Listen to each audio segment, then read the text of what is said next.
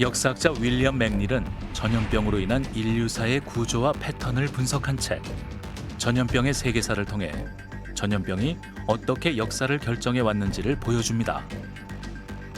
역사 속에 기생해온 두 전략을 거시기생과 미시기생으로 분류한 맥닐은 무력을 준 지배자를 거시기생으로, 인류를 숙주로 삼는 기생충과 바이러스를 미시기생으로 분류해 실제 역사 속에서 그 둘의 상호작용을 추적해갑니다. 그리고 이런 거대한 서사의 시작은 스페인의 멕시코 정복에 관한 자료로부터 발화됩니다. 15세기 콜럼버스가 신대륙을 발견한 뒤 스페인 정복대는 태평양을 거점으로 거침없는 정복을 해나갑니다. 이어 1519년 에르난 코르테스는 고작 600명의 병력으로 인구가 수백만 명에 달하는 멕시코의 아스테카 제국을 정복하게 되는데요. 맥닐은 여기에 의구심을 갖게 됩니다. 그렇게 적은 수의 병력으로 스페인군은 어떻게 승리할 수 있었을까? 도대체 어떻게 된 일일까? 그 수수께끼를 풀기 위해 맥닐은 가설을 세우고 해결의 실마리를 찾아가게 됩니다. 절대적인 병력의 열세 속에서도 스페인이 승리를 거머쥐었던 것은 과연 신의 은총일까요? 역사 속에 숨겨진 또 다른 차원의 열쇠, 그 비밀을 공개합니다.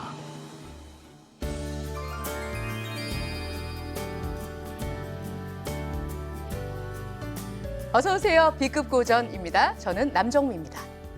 오늘 B급 고전에서 읽어볼 책은 윌리엄 맥닐의 전염병의 세계사입니다.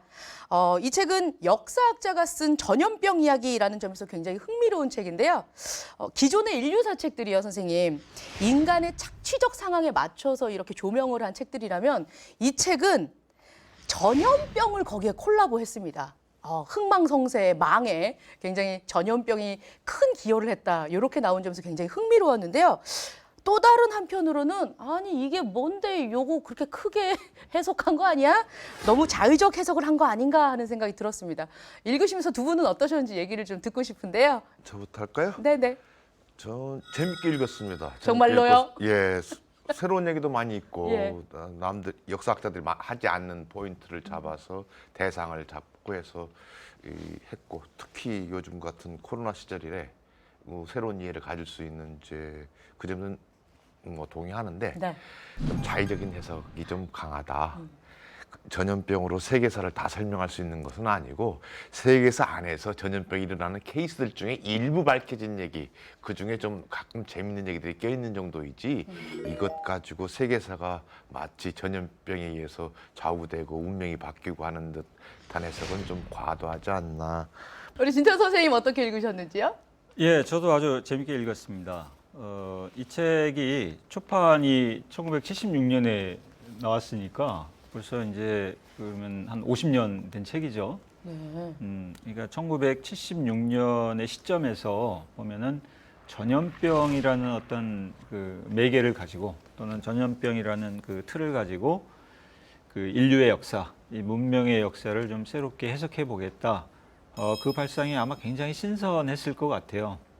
그 신선함이 아마 50년 정도 지나면서 약간 떨어졌을 수는 있는데, 근데 오늘날의 관점에서 봐도 좀 색다르고, 특히 이제 이 코로나19 그 시대에 네. 이런 책이 우리에게 주는 또 뭔가 이 통찰이랄까, 또 어떤 교훈 같은 게 또 있다고 이렇게 좀 생각이 듭니다.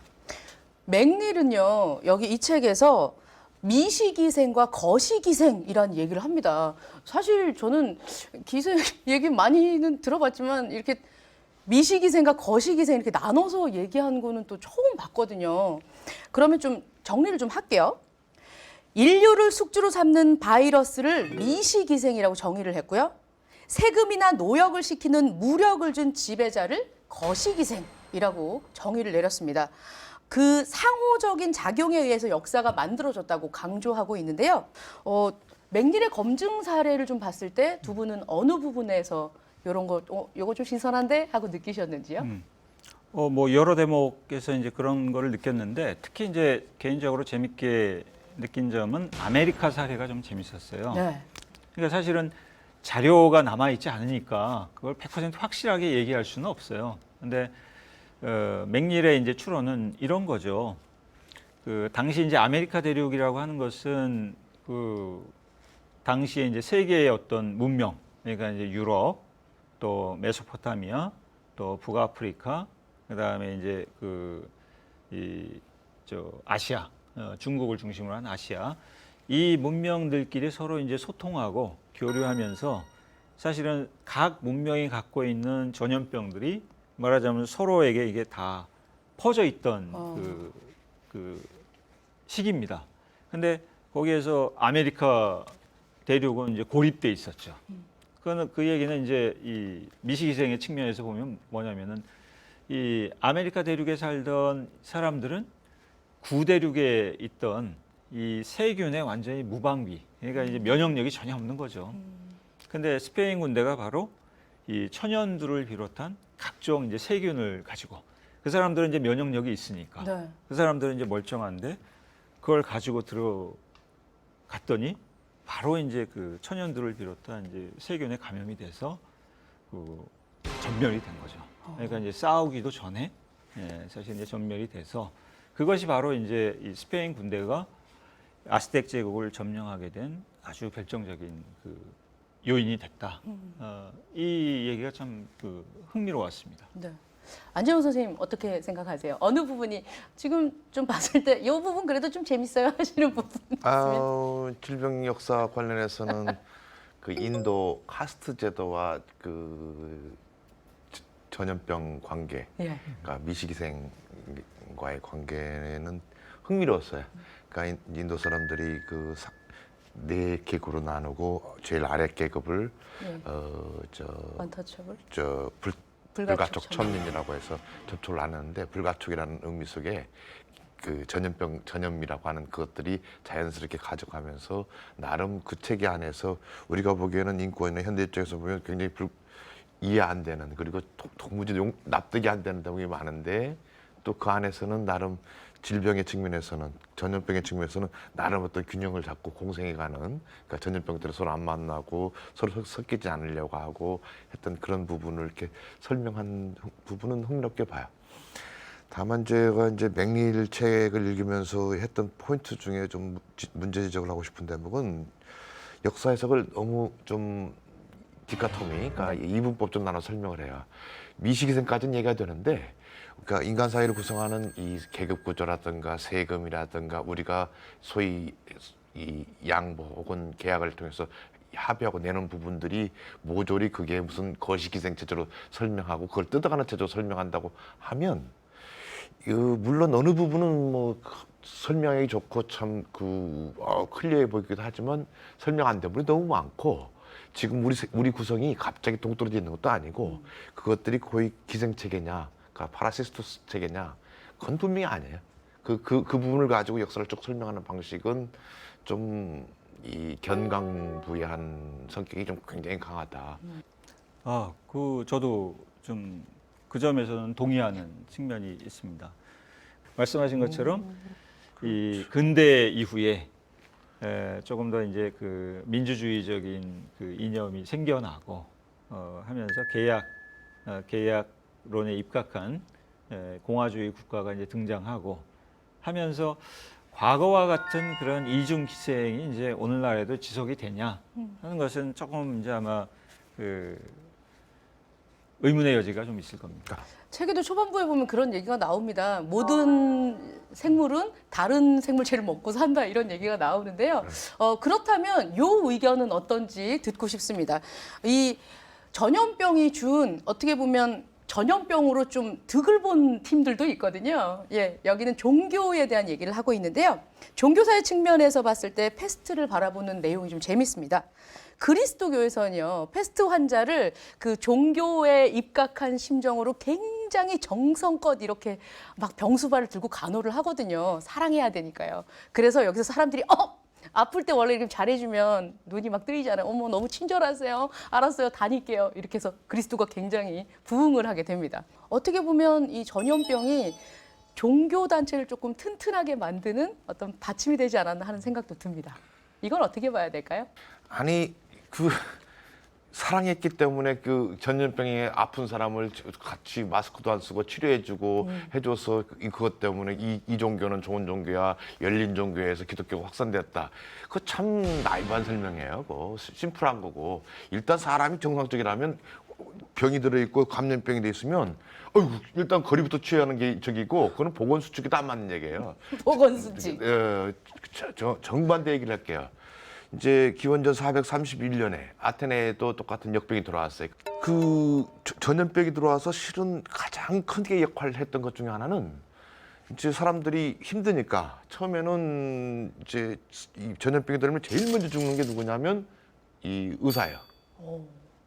치료한다고 제일 가까이 가요. 보이지 않는 적이고 무엇인지를 모르니까. 두 번째, 가족들이에요. 친구들. 물 떠다 주는 물 주고 막 하다 보면 같이 죽어가요. 그러다 보니까 사람들이 이거 치료해달라고 하다 보니까 처음에는 정치에 요청을 해요. 통치자들에게 이걸 어떻게 해달라고. 국가 시스템 이 국가가 이걸 해줘야 된다고. 이게 근데 국가 통치자들도 치료할 방법이 없어요. 그럼 이 사람들이 어디로 가겠어요? 신전으로 가요. 신전으로 몰려가요. 신전으로 몰려가면 몰려갈수록 모이면 모일수록 어떻게 돼요? 다 죽었고. 다 감염돼 죽어요. 전통적으로 내려왔던 가치나 이념이나 이 그 중요한 확신에 가까운 신념들이 다 무너지는 거예요. 기존에 지금까지 있었던 것이 우리를 지켜주지 못한다는 것, 그리고 새로운 걸 찾는다는 그것의 어떤 이 돌파구 혹은 그 방아쇠를 당겨주는데 역할을 하는 게 아닌가. 그 점에서는 곧바로 사랑을 베풀었기 때문에 기독교가 팽창했다. 그건 보건수칙에도 안 맞는 얘기예요. 근데 그 맥닐 선생 자체도 이렇게 이제 해석에 대한 어떤 의견의 분분이 있을까봐 우리 안지원 선생님을 위해서 이게 명확한 것은 아니다. 뭐 이제 정확하게 다 명확한 명칭은 아니다. 찾아봐야 된다. 뭐 이런 기술도 중간중간에 하고 있습니다. 너무 노여워 마세요. 아니요, 도야하는 건 아니고. 약간 좀 그런 면에 있어서 좀 아쉽다라는 예. 말씀이셨고요. 진토 선생 어떻게 생각하세요? 저는 아까 이제 제가 아메리카 대륙의 사례가 좀 흥미롭다 이렇게 얘기했는데 네. 그거는 종교와 관련해서도 좀 흥미로운 대목이 있습니다. 그래서 이제 아까 얘기했던 것처럼 스페인 군대가 이제 600명이 와가지고 그 전염병을 이제 확산을 시킨 거죠. 그러니까 이제 아스텍 사람들이 푹푹 다 이제 쓰러져서 죽어가는데, 근데 아스텍 사람들이 보니까 이상한 거예요. 이 남의 나라를 침략하고 사람들을 무자비하게 이제 학살하는 이 스페인 사람들은 멀쩡한데, 그 공격을 당하는 사람들은 이상하게 푹푹 다 이제 쓰러지더란 말이죠.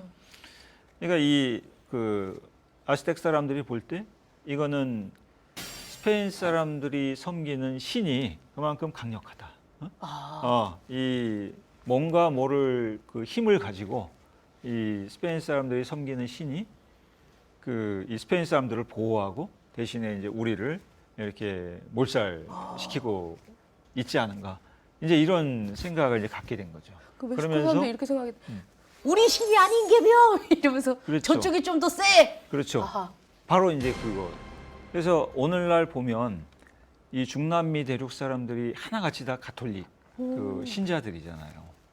근데 실제로 당시 그 멕시코에 있던 그 인구가 한 3천만 명 됐다고 하는데, 이 스페인 사람들이 온 지 한 50년 만에 그 인구가 10분의 1로 줄었다고 하잖아요. 한 300만 명 정도로. 그러니까 엄청난 이 천연두를 비롯한 이 세균의 힘이 엄청난 그 위력을 발휘한 거죠. 그 면역력이 없는 상태에서. 그러니까 그것이 이 한 대륙, 한 문명의 종교를 완전히 이제 바꿨다. 이 설명이 참 흥미로웠습니다. 이 문제와 관련해서 이제 또 하나 재밌었던 게, 네. 그 맥닐의 이제 관심사 중에 하나가 역사의 어떤 아이러니라고 할까? 좀 그런 것을 좀 지적을 하고 싶었던 것 같아요. 그러니까 맥닐의 어떤 측면을 보면 역사에 대한 좀 계몽주의적인 관점을 상당히 좀 비판하고 불신하는 측면이 있어요. 그러니까 역사의 계몽주의적인 측면이란 건 뭐냐면 역사가 계속 발전한다. 역사가 진보한다. 특히 인간이 이성적인 태도로 역사를 이해하고 문명을 건설하고 하면 역사라는 것은 계속 진보한다라고 하는 이제 믿음. 이게 이제 계몽주의적인 관점인데, 맥닐은 그렇지 않다는 얘기죠. 이 역사라고 하는 것이 이성에 의해 발전하는 것도 아니고 역사가 선의를 가지고 좋은 의지를 가지고 역사 그 문명을 건설하고 또 문명을 전파한다고 해서 그게 꼭 좋은 결과를 낳는 게 아니다. 그래서 이제 그 남아메리카 사례 중에 또 이제 그런 게 있잖아요. 1903년에 이 선교사 하나가 이 카야포족이라는 이제 그 원주민 부족에 들어갔는데 그 원주민 부족에 들어가서 이 사람이 그 이 부족을 위해서 나름대로 굉장히 선의를 가지고 열심히 일을 하고 또 이 외부의 어떤 침략으로부터 이 부족을 보호하기 위해서 노력을 많이 했는데 근데 자기도 모르게 이제 자기가 갖고 있는 이 문명의 이 그 병균을 그 사람들한테 이제 옮긴 거예요. 그래서 처음 들어갔을 때는 한 6천 명에서 8천 명 되던 게 몇 년 뒤에는 이게 몇백 명으로 줄고 이렇게 한 2, 30년 뒤에는 한 20명으로 줄고 그게 결국 한 50년 지나면서 그 부족이 완전히 전멸하는 이게 굉장히 아이러니죠. 선의지를 가지고 뭔가 문명을 전파하고 또 그 사람들의 뭐 복지라든가 이런 것을 위해서 노력을 했는데 결국은 이제 그 문명을 완전히 소멸시키는 부족을 참 비극적이라고 할까요? 좀 아이러니컬. 그러니까 이런 관점에서 보면 맥닐은 역사라고 하는 것이 사람들의 그 생각만큼 그렇게 한목적적으로 이성적으로 발전하지 않는다. 진 교수님 말씀하신 거에 굉장히 동의하는 게 지금 사회가 과학적으로 굉장히 많이 발달하고 했지만 기후 위기 상황도 그렇고요. 지금 현재도 보면 지구 온도가 이미 1도나 올라 있는 상태에서 우리가 직면하고 있는 사실들이 어떻게 우리를 데리고 갈지 모르게 된단 말이에요. 우리는 뭐 코로나19도 왔고요. 거시기생과 미시기생이 공존하면서 이렇게 잘 버틸 수 있는 그런 사회를 과연 우리는 살 수 있을까? 한번 고민하게 되는 부분이 있었습니다. 그 아마 안재원 선생님이 하실 말씀이 많을 것 같은데 네. 휘브리스라고 있잖아요. 휘브리스. 히브리스라고 하이브리스라고 히브리스라고 하는 오만함. 그리고 인간 이성이 아까 말씀한 대로 과학이라고 하는 것이 기술이라고 하는 것이 마치 자연을 마치 정리하고 뭐 아는 것이 힘이다. 모든 것은 그 힘에 의해서 다 극복할 수 있다고 하는 그 부분에 대해서 얼마만큼 이 허망하게 지금 깨져나가는지를 그래서 또 다른 대책을 마련할지는 그 점에서 이제 진 선생님이 저보고 히브리스라고 하이브리스라고 히브리스라고 하는 오만함. 그러니까 좀 우리 생활 태도 자체가 너무도 네. 익숙해지고 편리함이 익숙해져 있어서 네. 우리 생활 태도 자체가 거의 옛날 그리스 신들처럼 살고 있잖아요. 조금만 더워도 에어컨 켜. 조금만 저거도 야 택시 타. 조금만 보여도 하는 이 부분에 우리 인간이 상당 정도 마음은 안 그럴 텐데 생활 방식 자체가 상당히 그 자연의 입장에서는 건방짐의 극상에 온 게 아닌가. 맥닐은 축적된 기술과 지식 덕분에 인간 집단이 겪어야 했던 질병의 양상이 근본적으로 바뀌었다고 주장하고 있습니다. 그런 의미에서 말미에 그가 강조한 것은 미시적 기생과 거시적 기생, 미시기생, 거시기생이 생태적으로 이렇게 균형을 맞춰서 살면 우리는 전염병 이런 거 극복할 수 있을 것이다 라고 낙관론을 얘기를 하고 있는데요. 이 의견에 대해서 두 분은 어떻게 듣고 계신지요? 진 선생님? 예. 그 사회자께서 생태적 균형이라고 그 말씀을 하셨는데 거기에 대해서 우리가 조금 더 한번 생각을 해볼 필요가 있다고 이제 보는데 지금 사람들이 뭘 지금 제일 기다리고 있어요? 백신. 백신? 백신을 기다리고 있습니다. 모든 사람들이 백신이 언제 나올까만을 지금 학수고대하고 있어요. 왜 백신을 사람들이 기다리냐면 백신이 코로나를 다 물리쳐 줄 것이다. 그 백신이 나오면 이 코로나가 이제 소멸될 것이다. 그런 이제 믿음이 있기 때문에 이 백신을 다 기다리고 있는데, 그러니까 그런 믿음의 바탕에 깔려 있는 생각이 있습니다. 그건 뭐냐면 우리가 그 코로나 바이러스 같은 어떤 세균, 네. 또 천연두, 홍역, 뭐 기타 발진, 티푸스, 콜레라 이런 세균을 우리가 박멸시킬 수 있다. 우리는 세균 없는 세상에서 살 수 있다. 우리는 이 면역된, 완전히 어떤 모든 세균으로부터 면역된 세상에 살 수 있고, 적어도 내 가족, 내 아이, 나는 그 면역된 세상에서 살 수 있다. 이런 생각들이 좀 있는 것 같아요. 근데 이 지금 윌리엄 맥닐이 그 전달하는 교훈 중에 하나는, 그러니까 인류의 문명이라고 하는 것이 미시기생과 거시기생의 이 두 가지 기생 속에서 인류 문명이 전개되어 왔다. 이 말이 뜻하는 것은 뭐냐면, 인간의 삶이라고 하는 것은 바이러스라든가 박테리아라든가 이 세균과의 상호작용에서 벗어날 수 없다는 얘기입니다. 인간이 문명을 이루고 살아가는 한 인간의 삶의 기저에는 이미 세균이 들어와 있고 바이러스, 박테리아가 들어와 있고, 또 우리가 동물을 기르고 그 도시를 이루고 이렇게 사는 한 우리 거기 벗어날 수 없어요. 안 선생님은 어떤 의견이세요? 자연과 문명의 그 공존 관계에 대한 그 인식의 전환, 생각의 전환, 바뀌는 것부터가 필요할 부분인 것 같아요. 그러니까 지금 우리가 살고 있는 삶의 조건, 즉 문명과 그 자연이 어떻게 공생할 수 있는지, 공존할 수 있는지에 대한 이 범세계적인 전 인류적인 어떤 이 합의 내지 그 어떤 동의가 요청되는 사태까지 왔다. 이건 더는 미룰 수는 없다라는 측면이고, 좀 이제 미시적인 측면에서 접근한다 보면 이런 사태를 겪으면서 겪어야 될 부분 중에 하나는 일단 견디는 법, 지루한 법, 그다음에 그러니까 이제 SNS라고 해요. 슬로우 다운, 천천히 가는 것. 그다음에 내처 프렌들리, 자연과 친해져야 되고, 그다음에 셀프 컨트롤이라고 해요. 그 자기가 스스로 자기가 자기를 컨트롤, 자기 극복을 할 수 알아야 돼. 자기 욕망에 대해서 가는 것. 그러니까 코로나가 이렇게 확산되는 걸 보면 사실은 욕망이 따라가기 때문에, 욕망 따라서 이 코로나도 같이 가요. 사람이 움직이면 나가고 싶고 어디 가고 싶고. 그러니까 대표적으로 우리도 뭐 그 특정 집단이나 특정 공간을 말하고 할 수는 없지만, 사람들이 모이는 곳은 대부분 즐겁고 재밌고 욕망이 발현되는 것들이에요. 욕망이 발현되는 거, 욕망이 자기 충족을 하는 것들인데, 그 점에서는 이제 지금 살아가는 방식에 대해서 소위 어쩔 수 없이 한 번쯤은 생각해 볼 문제가 아닌가. 오늘 윌리엄 맥닐의 전염병의 세계사 읽어봤습니다. 두 분 선생님 한 줄 요약 좀 해볼까요? 지금까지 인간은 지구 생물계의 최상위 포식자로 군림해 왔습니다. 하지만 그 인간 위에 초상위 포식자 바이러스가 있습니다. 우리는 그걸 너무도 지금 분명히 경험하고 있습니다. 너무도 당연한 사실이었는데 그 부분을 이렇게 일깨워준 책이다. 진태현 선생님? 예, 저는 방금 했던 얘기처럼 역사는 계몽주의자들이 생각했던 것처럼 그 이성에 의해 발전하지도 않고, 역사는 계속 진보하지도 않는다. 오히려 역사는 우발성에 의해 규정된다. 실제로 이제 우발성이라는 말을 쓰죠, 이 맥닐이. 역사는 우발성에 의해 규정이 된다. 네.